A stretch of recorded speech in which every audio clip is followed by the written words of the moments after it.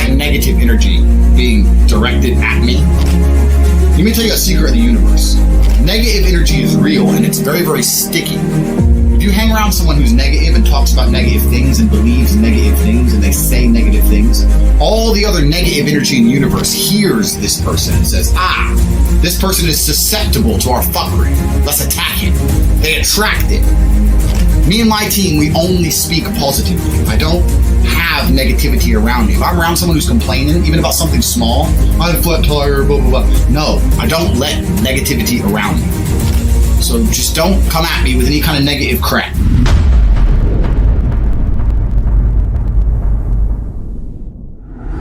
So you kind of got to be an adaptable individual, but you have to look for the positive in the universe. And I really mean that. Like, I'm definitely not one of them airy-fairy, hippie, believe in the secret kind of people. But I do know that if you wake up every day and look for the positives in the universe, you usually end up, feeling more positive and doing more positive things than waking up and looking for the negative.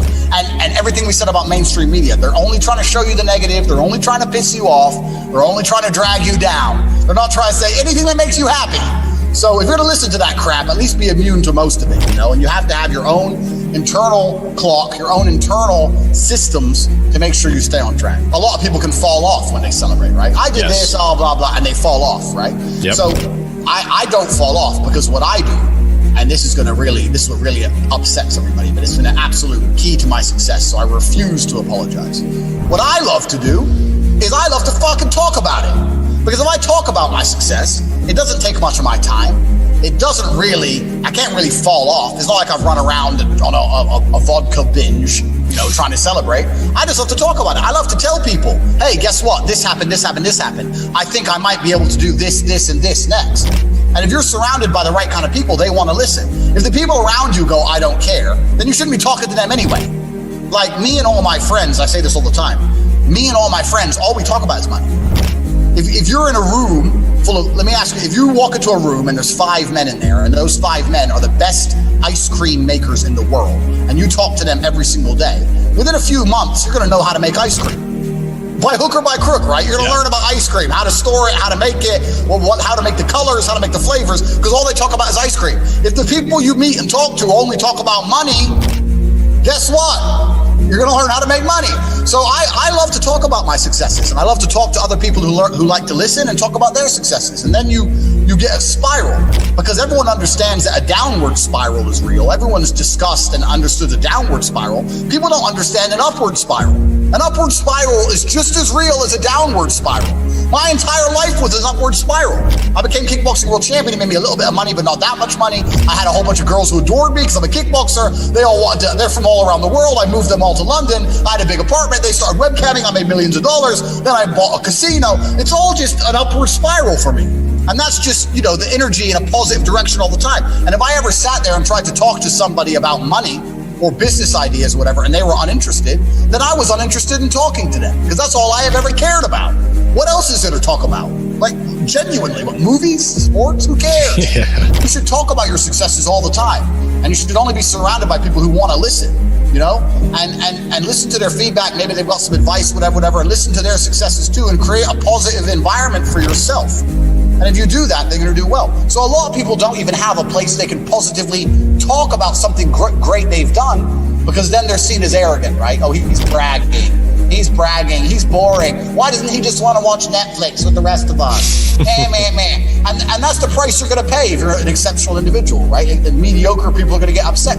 Well, a whole bunch of people hate me, my friend, but I'm driving my Ferrari on my way to pick up my Bugatti, and I don't care. So that's how the world works. And that's basically just my mindset in general. I think I got that from chess. I got that from fighting.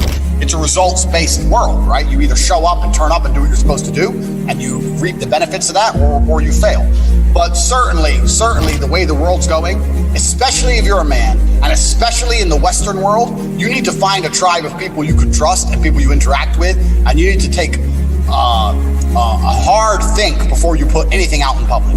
I'm lucky because I don't want to swear, but I have FU money, right? So I can say all the crazy stuff I say. You can't cancel me and you can't fire me because I'm rich and I live in Romania. I'm far away. Like, you can't do much to me. You can't dox me. You know how many people have tried to dox me? I just copy and paste. I copy and paste my own address with my assault rifle and say, come get it. Like, I'm far away in a big gated compound in the middle of a mafia-controlled country, which are all my friends. No one's coming here to me. But if you're living in America, you got to be a lot more careful. Like, you can say something which is innocent or your point of view, and you can upset somebody. They can dox you. You can lose your job. You can become unemployable. All these crazy things can happen now. So, especially if you're a Western male, you need to be looking for networks where you are safe to speak and safe to be your true self. When you change the way a man talks, if you stop him from saying what he wants to say, eventually you're going to start changing the way a man thinks. And then you're going to change the way a man acts.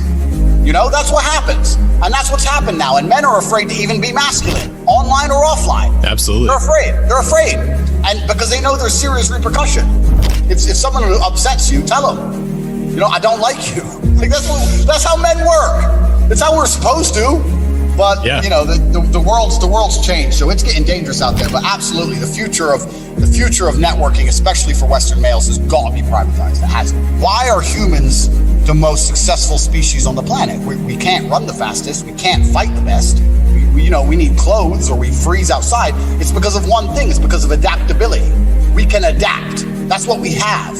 So if you tie yourself to one location, you are seriously damaging your ability to adapt. Things happen. And look at Corona. You could have been stuck in California where you want to be in Florida, where it's open. You need adaptability. So for the same reason I say to people, look, don't buy a house, rent a house. Oh, but renting is wasting money. No, what wasting money is paying a whole bunch of interest on a mortgage for a house that when you finally need to sell it, it takes 3 years to sell. Time is money. You're wasting it. Just rent a house, find a way to make some money, and if you get annoyed in X location, you can move. Bye. So adaptability is extremely important as well. And you can do adaptability within America, or you can go global like I have. I love Romania right now. Will I love Romania in 10 years? Don't know. Where will I want to live then? Okinawa? Cool. I've got money in the bank. Let's go. So adaptability is another big part of it. And the reason I kind of got this mindset is for a while, I really wanted to live off grid. I wanted to just be left alone. And I realized that in the modern world, that's absolutely impossible. You can't be off grid if you want to live any kind of life worth living. So then I came up with the idea of, why don't I put myself on as many grids as possible? And the goal behind that is that no one grid controls me. So for example, I have 7 passports. I have 15 driver's licenses. So let's say I'm driving my car and the police stop me. I'll just pull out a license from some random country. I'm in Romania, I'm driving a Slovakian plated car, I've got an American driver's license, I've got an Estonian passport, and I'm speaking English. Like, you think they're gonna take my license, or they're just gonna look at me and go, just slow down, bro, bye. The paperwork's not worth it for them. If you ban my passport, you can ban my passport right now. I guarantee I got another one that'll work. I'm that guy, right? So I like the idea of freedom, and freedom is basically achieved by having enough documents so that no one country can stop you from moving. Make sure you always have driver's licenses so no one can stop you driving. And make sure you have money coming in from the sky so you can rock up anywhere and live for as long as you need to live. If you do that, you're pretty free. A disciplined individual. I like being up on time. I like being at my desk. You know, I'm a multimillionaire. People say, what do you do? You're a multimillionaire. And I say, I like to work. Yeah, but you're rich. No, but I like getting up and on time and having my coffee at my desk and 2 hours of work. Then I train, 2 hours of training, and then I have another massage for 1 hour at my desk, and then maybe in the afternoon I'll take a car out or something. But I like to be disciplined. I like to have my stuff in order. I like to do things right. I like to keep my eye on everything. And that's why I enjoy it. And I think every single man out there, the key to happiness in life as a man is to have some sort of empire you're in charge of. This is biological. Men conquered Earth. Why did the Romans walk in random directions and kill anyone they found at random? They have an empire. This is built inside of humanity. If you're a man and you have an empire, to some degree you're happy, right? You need to have a few people who listen to you and a woman who listens to you and some money coming in and some things you're in charge of, and you're going to be a happy person. If you don't have your own empire, you don't even have to have your own. If you're important, very important in someone else's, you can still be satisfied. But if you're at the very, very bottom of the food chain, there's no happiness there. I had a guy come to me recently and said, I can't get a better job because I'm really depressed. I said, no, you're depressed because you haven't got a better job. It's the other way around. Of course you're depressed. Your life is shit. What do you want me to say to you? Your life is terrible. You girlfriend and you're broke, and you're fat. What do you want me to say? Your life is bad. If you have a bad life, you're going to be an unhappy person. I said, if you were me, you'd be happy. You know, so this is what it is. So you need to have your own little empire you're in charge of. And if you can find that, whatever that is, then you're usually going to be happy. I don't buy into this crap that, you know, people who have everything right in their life are still depressed. Well, I can tell you from my personal experience, I'm fine. And the only time I was ever pissed off or sad in my life is when I was broke. Now I'm rich and I'm fine. So don't buy into that lie, because it's a lie. You know, so that's what I think. That's what I think life's about.